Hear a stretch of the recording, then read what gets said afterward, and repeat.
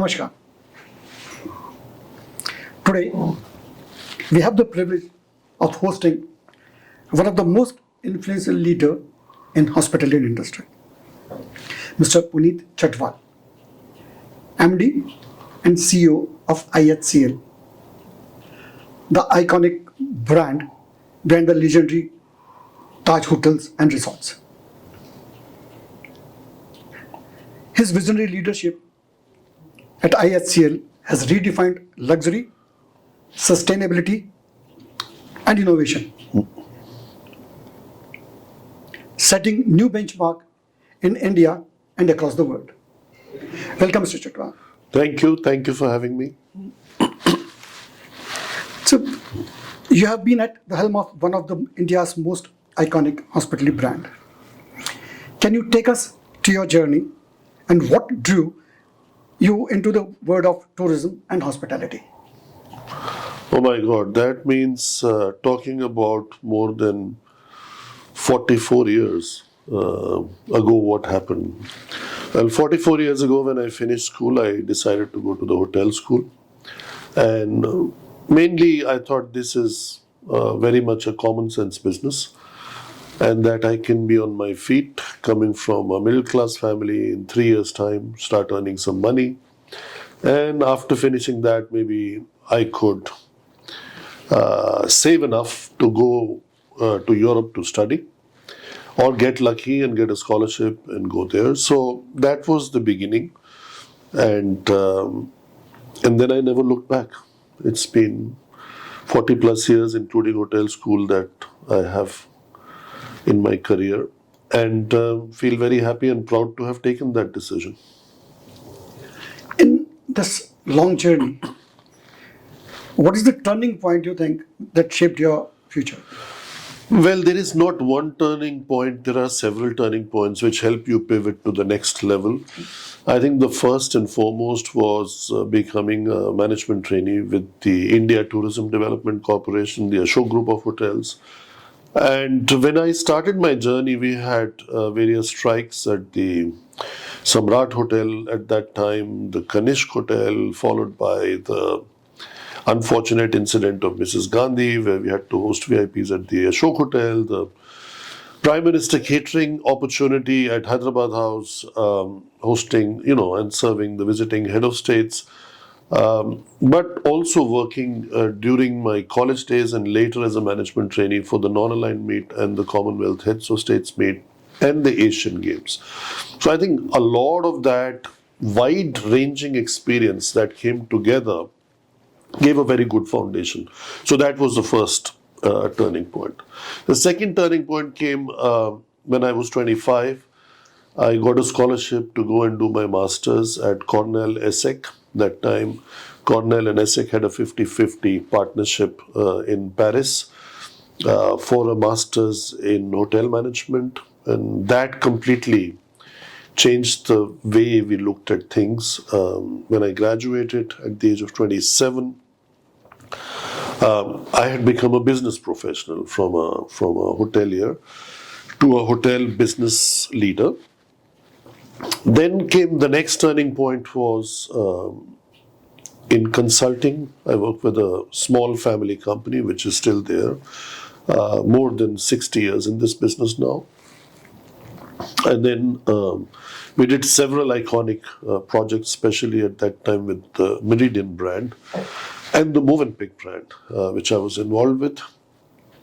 Then came the next turning point, which was getting to know US through my appointment with Carlson in 98. And that was a very good journey also for 4 years. Then 9/11 happened and I transitioned to Carlson Residor at that time, today called Radisson Hotels Worldwide, which took me to Brussels. And then I spent 12 years there. And the biggest turning point there was the first time I got a C-level title, which meant I became the Chief Development Officer of the company, and that was early 2007, which is a job I did till 2012. Then came the next turning point. For the first time in my life, I became a CEO of a German hotel group, erstwhile Steigenberger Hotels AG, with the umbrella which we created called Deutsche Hospitality.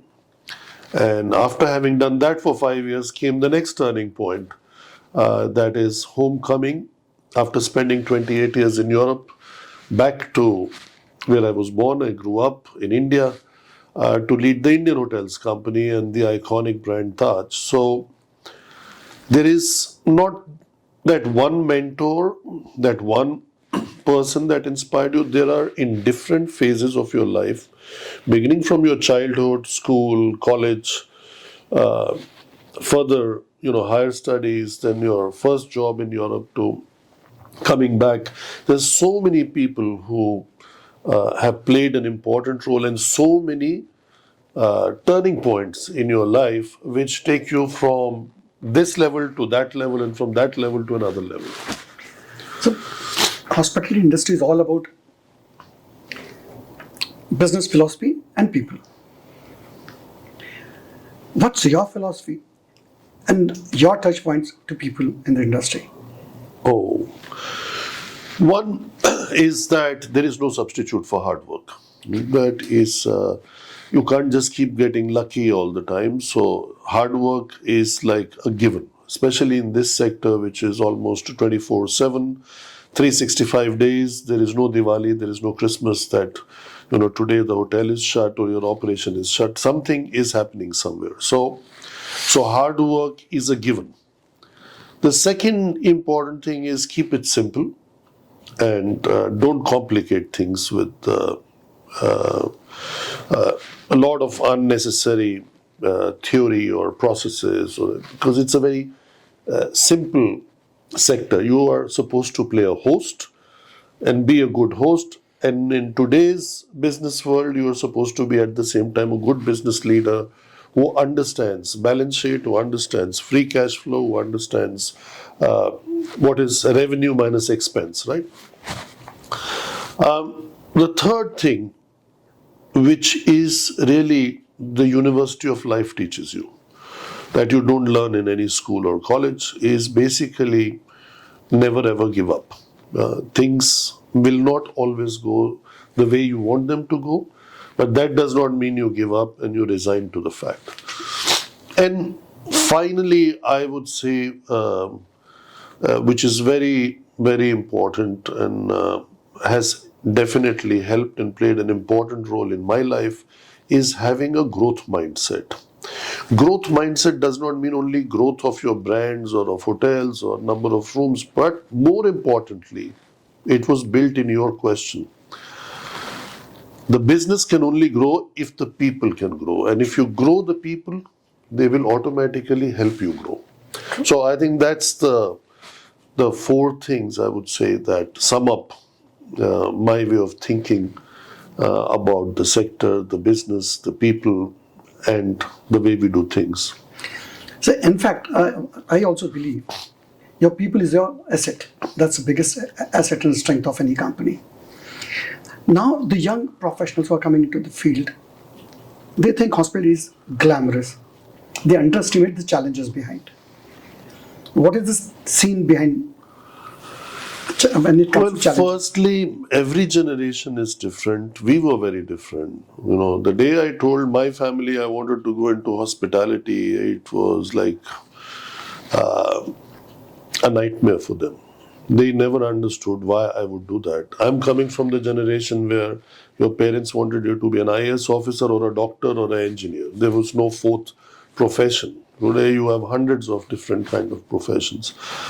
The second thing is about today's generation thinking that hospitality is glamorous. I think actually the contrary. Today's generation thinks hospitality is not glamorous. It was glamorous when I entered hospitality because there were few hotels. They were meant for a certain section of the population. It was almost all luxury driven. But today it's serving a fundamental need, whether it comes through business or it comes through leisure or it comes through pleasure.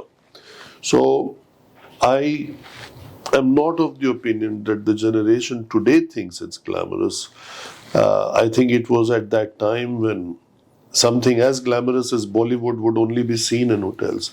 Today, you don't see Bollywood in hotels. You have a lot of, I would say, bureaucrats, ministers seen in hotels. You don't see them anymore unless there is some event happening and they're there to address the audience.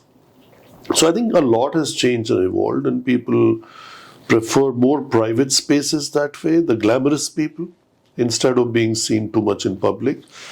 That makes the properties less glamorous because that's how, look at Bollywood. When we were growing up,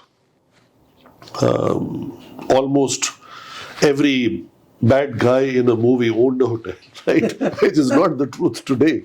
And you had all those things, if I look back into Yadon Ki Barat or Naseeb or whatever those movies were, revolving restaurant and all the fights are going on there. I mean, I have never actually seen a fight going on in a hotel, only in a Bollywood movie. So all those things have changed. And for the positive, it's become more like a business-led profession, which was possibly very glamorous in the 70s, in the 80s, or even in the 90s. So the hospital industry has seen rapid shift from luxury experience to sustainable travel. How do you see Indian tourism evolving in the next 5 years?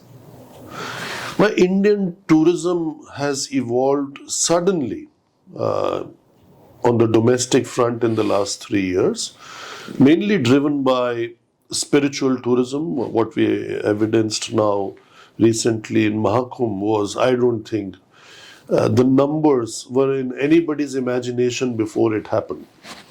So I think spiritual tourism is on the rise, medical tourism is on the rise, people just traveling, feeling good, spending time and money on leisure is growing.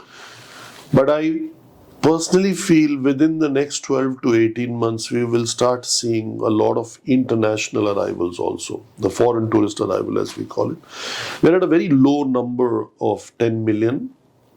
I think this will double faster than anybody can imagine. It will go to 20 definitely in the next 5 years. So it has taken us 75 years to get to 10, but may take only 5 years to get to 20. And all this is happening because of the change in India's perception on the global stage. That's number one. Number two is the change in our own infrastructure, the ease of travel, whether it's highways, trains, planes, etc. that is happening. Connectivity to international destinations. More and more new destinations are coming up. And finally, there is a key differentiator in Asia which the West has almost lost completely, and that is the service ethos.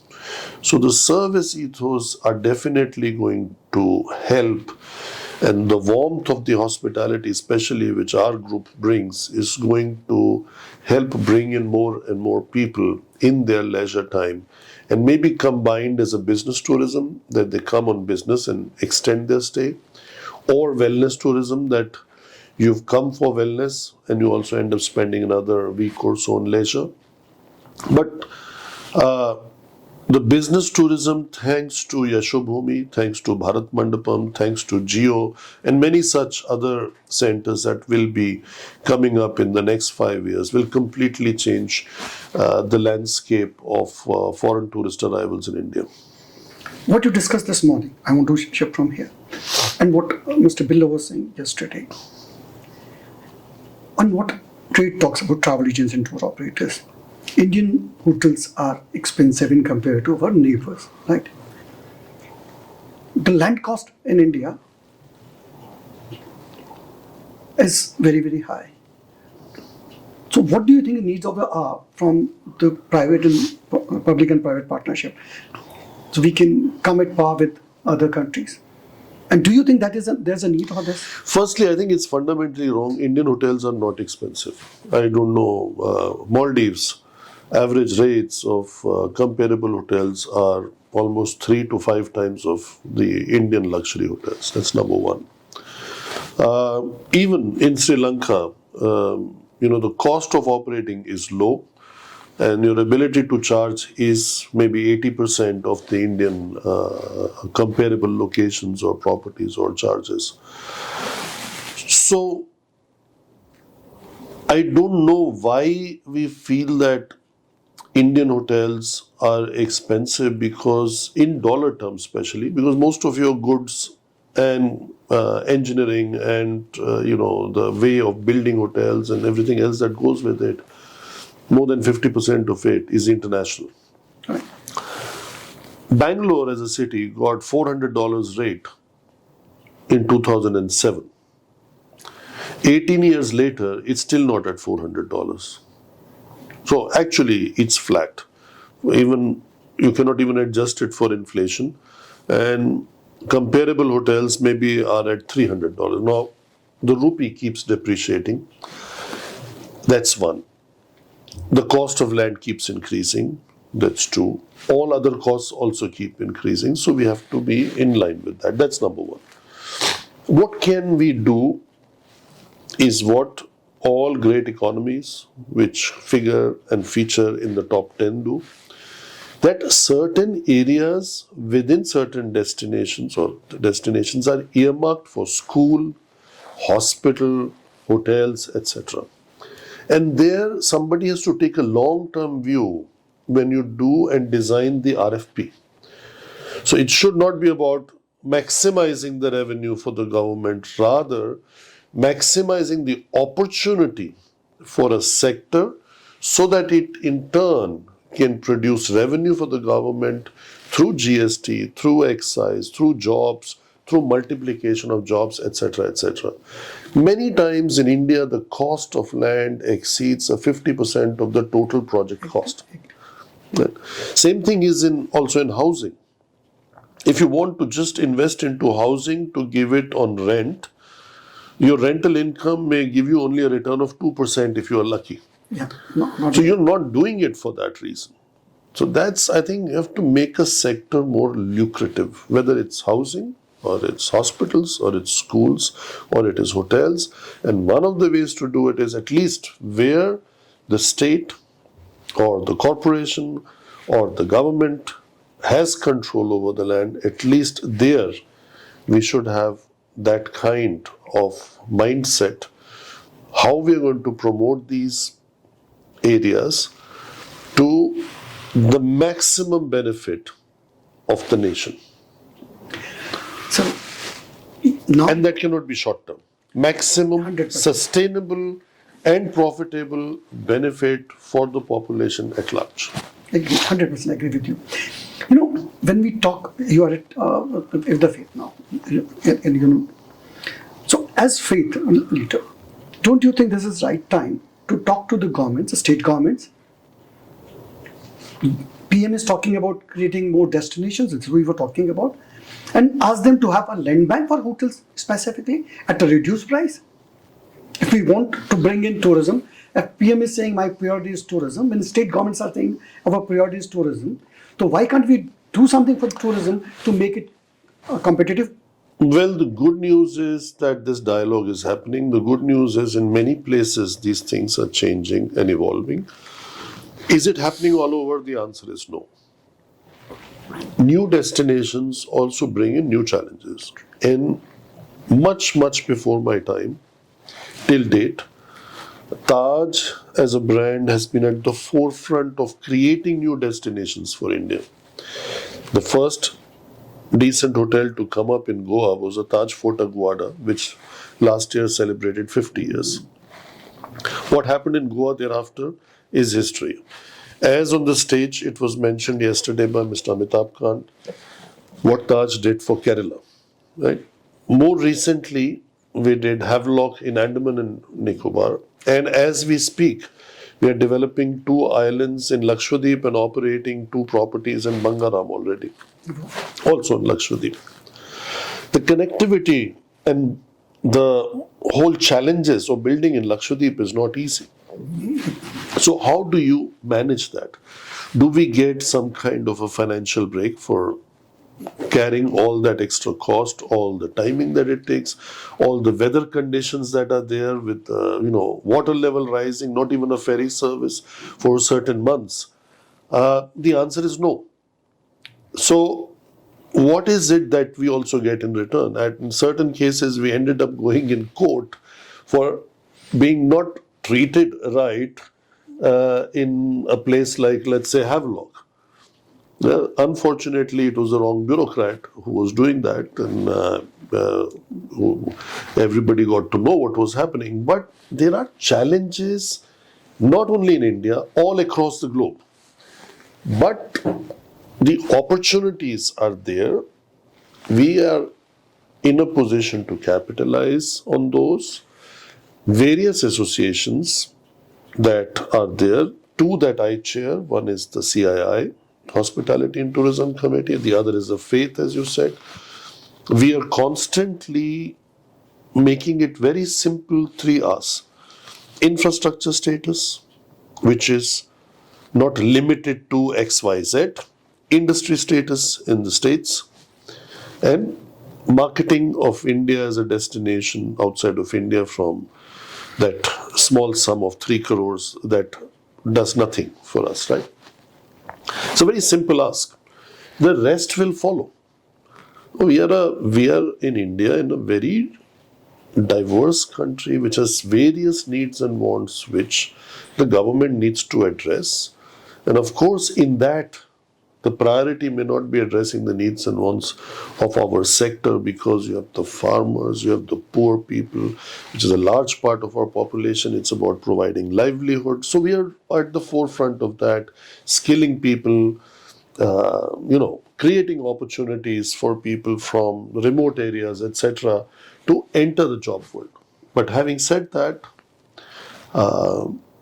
it was a big challenge. Today, it is a smaller challenge because a lot has happened. Most importantly, on the infrastructure investment, the infrastructure and GDP growth have a direct correlation with the tourism and hospitality and aviation sector. These two have helped us immensely. If with that we get a couple of other reforms, I think we are on a superb track of winning in this sector. Great. ISCL has expanded beyond traditional hotels into homestays, wellness resorts, and now even food delivery. What's the broader one, behind this vision? See, what is the name of our company is Indian Hotels Company Limited. It should always remain as a company for all Indians. Of course, when we started with the Taj as the iconic brand, which is not just the crown jewel of our group, but I would say crown jewel of India. And I've always gone on record saying, when you serve the Taj, you serve the nation. And it's one brand which is recognized globally. So at least we have a brand from India that has global recognition and has won global accolades. Respected, yes. Right? So that is a very small section of the population that can afford Taj. So we are now in all segments. We address the needs and wants of the entire population which would like to go to hotels. And I'm assuming today that is 30 to 50% of the 1.4 billion people. And within that, we have different categories. And some of them are very innovative, like homestay or home delivery, which started during COVID. When our revenue was zero, we had to do something. And as a responsible company, we paid all our employees. We did not let go of people. Those terms which I had never heard in my career before, like people are furloughed, is not something we like to use, at least in our group. Because we belong to the Tata Group, we're a Tata Group company, we rather keep the community as not just another stakeholder, rather the purpose of the existence of any business. That was the founder's philosophy. So at that time, one was, how do we utilize our empty kitchens, our empty hotels? But at the same time, there were people limited in their houses, could not go out anywhere. There was no transport. There was no cars allowed. There was no trains allowed. There was no planes allowed. Everything was shut. So how to get them the food at home? And that was the birth of Cumin. Similarly, when things started opening up, came the birth of Ama, our homestay. And because people have a very good memory of these brands, these businesses have continued, and hopefully in 3, 5, 7, 8, 10 years from now, they will also become big businesses for us. Yeah, we can say post-pandemic, the travelers they have started demanding. They were expecting a lot from Taj Mahal because they wanted to be, homestays, and that's they were looking for. This could be one of these regions coming up fast. Yeah, this is another, lot of people experience maybe for the first time driving themselves and going with the family. And they realize that that is very nice too. You don't always have to go away from the family. Maybe you can all be together. So a lot of people made that as a habit, and that has actually helped our sector because our occupancies went up. So what is the roadmap for Taj to go to tier and 3 cities? Taj is not a brand for tier 2, tier 3 cities. Taj will be in key destinations. The tier 2, tier 3 cities are only relevant for resorts, which come under Taj. But our Gateway and Ginger brands will be more apt for this kind of locations, and they'll be more affordable also because of, again, of the cost of land, the cost of construction, and the time it takes to build hotels. That is how we have guided. And in other new upcoming destinations, especially boutique luxury, could be the Tree of Life brand that we have. So I think all in all, Taj should stay in primary markets, in metros, and even in key international destinations, because that is what makes Taj so strong, and that is what has created the positioning of the brand the way it is, being in London, being on the Fifth Avenue in New York, being in Dubai, and other international destinations. So how do you see the group IHCL in next 10 years into India and internationally? I would say just Taj. Well, I would not go 10. I think the best is we remain with the guidance we have given for Accelerate 2030. That's the strategy that we have guided on. And that is in 5 years from now. We see the group at 700 plus hotels with a very healthy return on capital employed of 20%, with doubling of our revenues that we have today to, going to 15,000 crore plus revenue, and maintaining a very good capital structure. Today we are net debt zero company, having a healthy cash balance, and hopefully we are able to absorb all this growth and still have a similar structure going forward, and even healthier than what it is today. So India is now being seen as both top tourist destination and a major outbound market. What do we need to do to truly become a global tourism leader? So we need to have the right arrival experience, the right infrastructure. The right infrastructure includes hotels, roads, cars, airport representatives, etc., etc., so that that experience is seamless.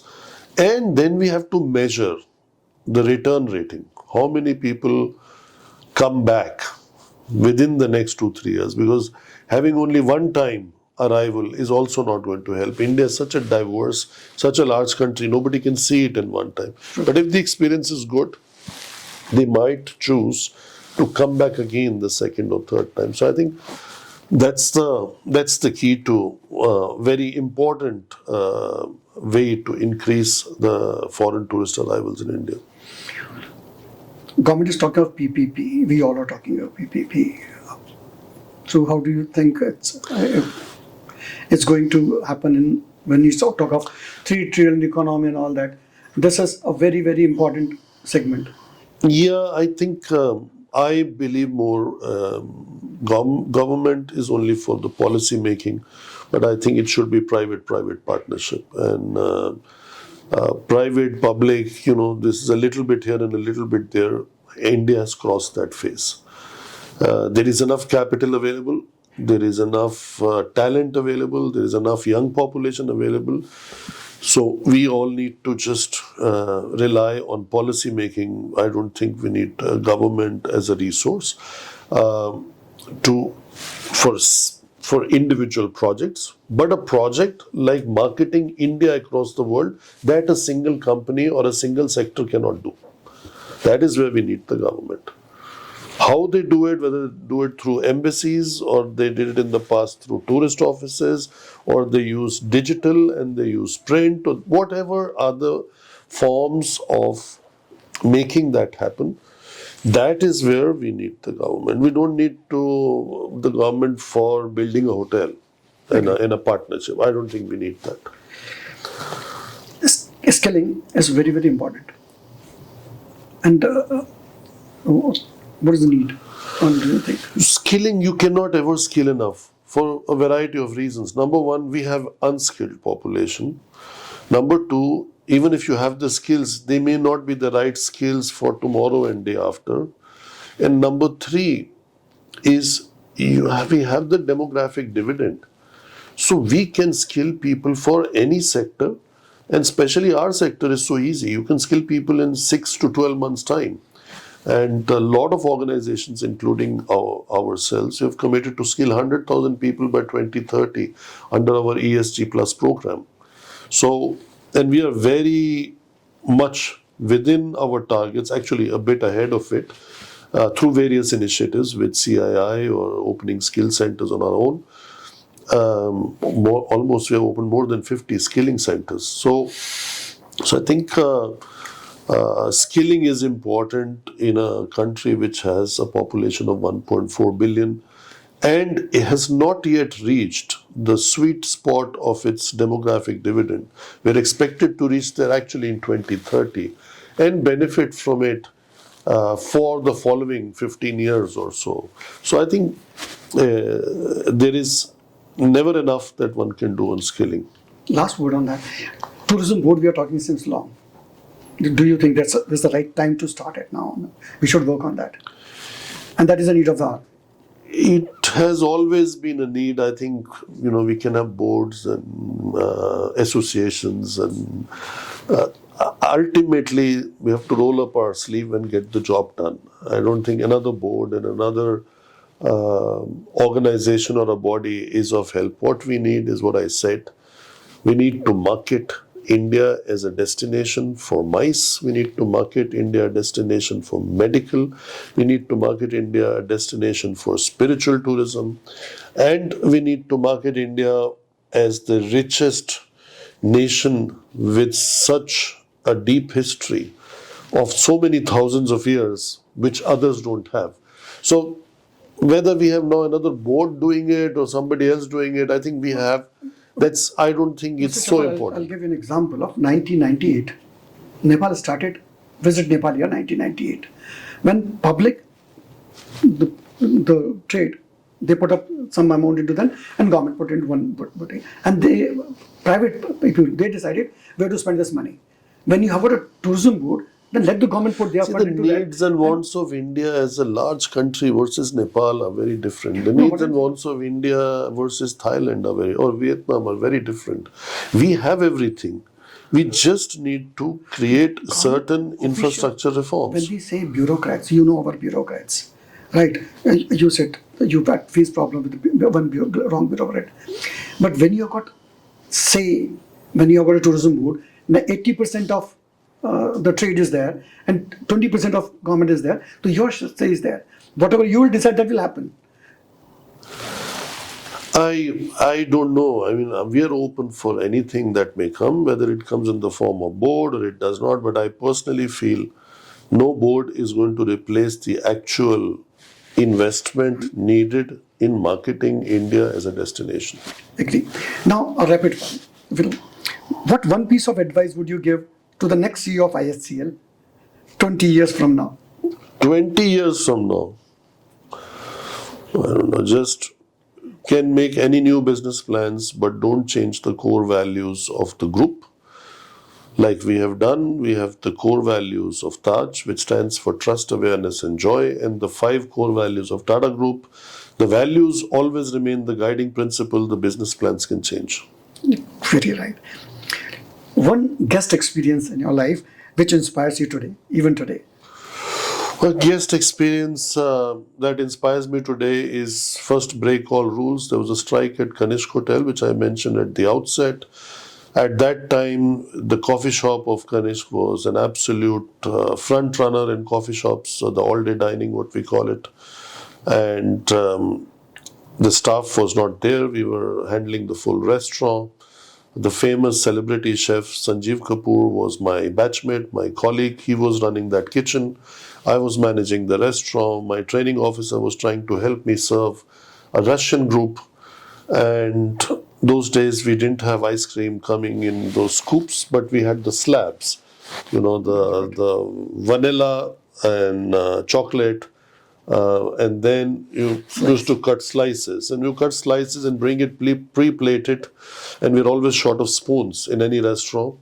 I had the spoons in my pocket because you could not balance with holding so many plates at the same time. And my training officer asked me, "Where are the spoons?" So I said, "In my pocket." And he also always used to give this example: crisis management cannot follow theory. You have to do what you have to do. We got whatever we could from the kitchen, and everything got done. And it became an example in terms of how you get a job done. Initially, I was worried though that I will get punished for doing something wrong. Great.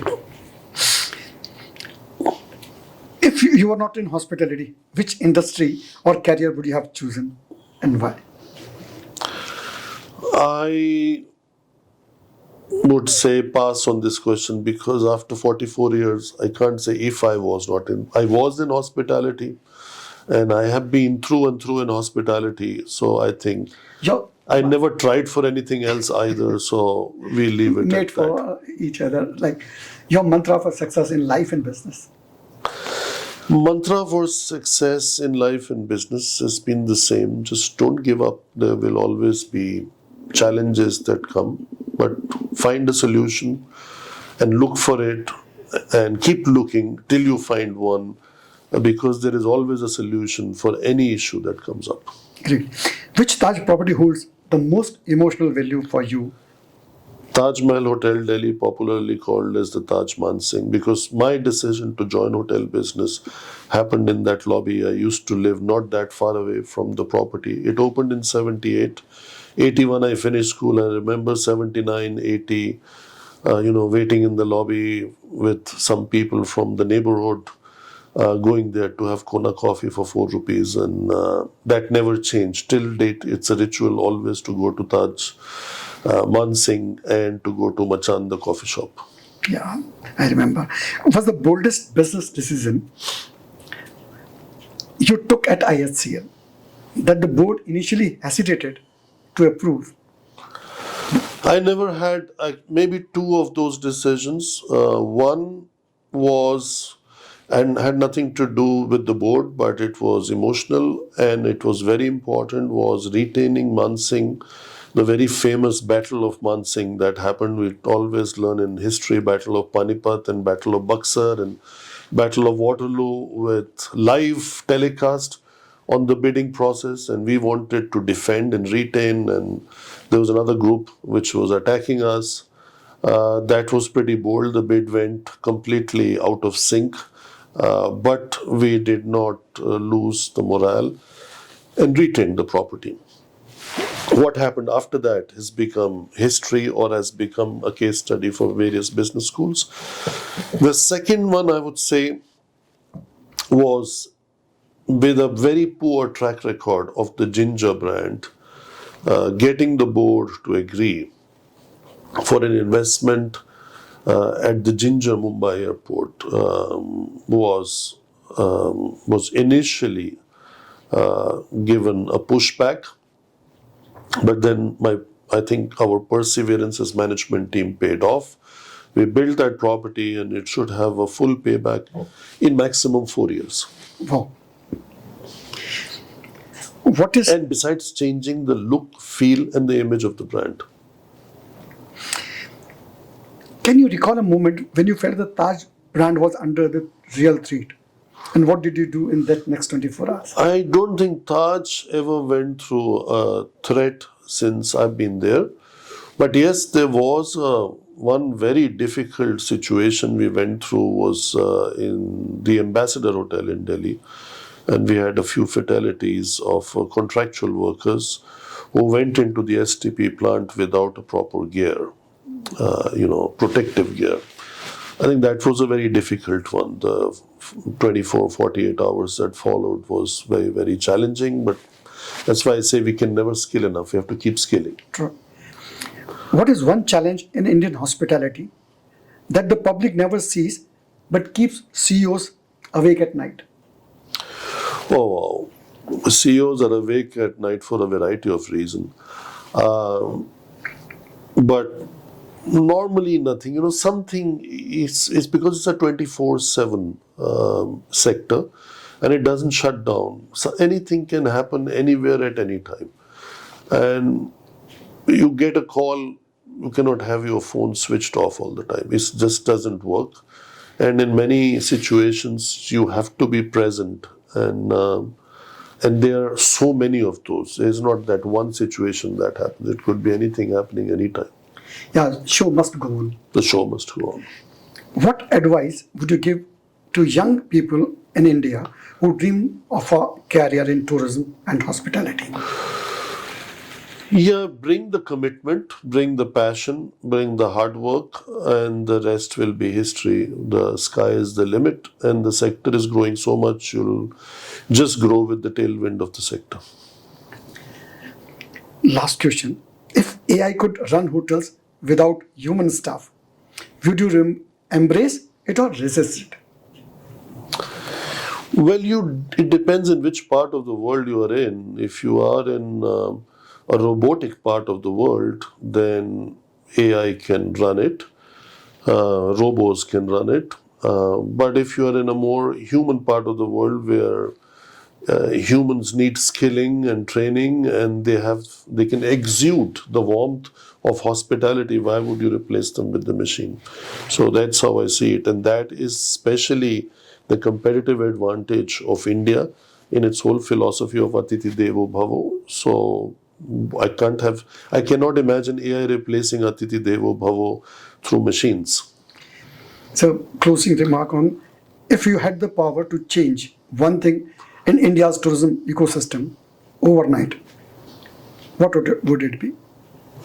Make all the people from various interest groups, whether adventure or travel agents, inbound, outbound, heritage hotels, business hotels, leisure hotels, all this is a very fragmented sector. How to make them work with each other together for that common goal of tourism 1, 2, and 3 points only. Not have such a fragmented agenda which is all over the place. Thank you very much for your time. And any message you'd like to give it to our viewers? Well, we belong to a very fascinating and a very wonderful sector. This sector works tirelessly to make everybody feel happy.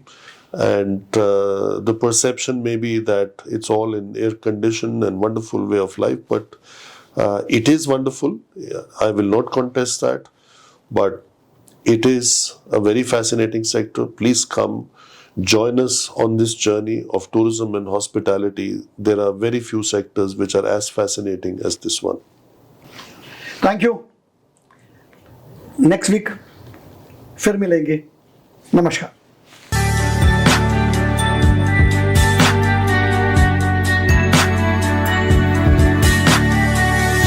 You are watching Travel World Online.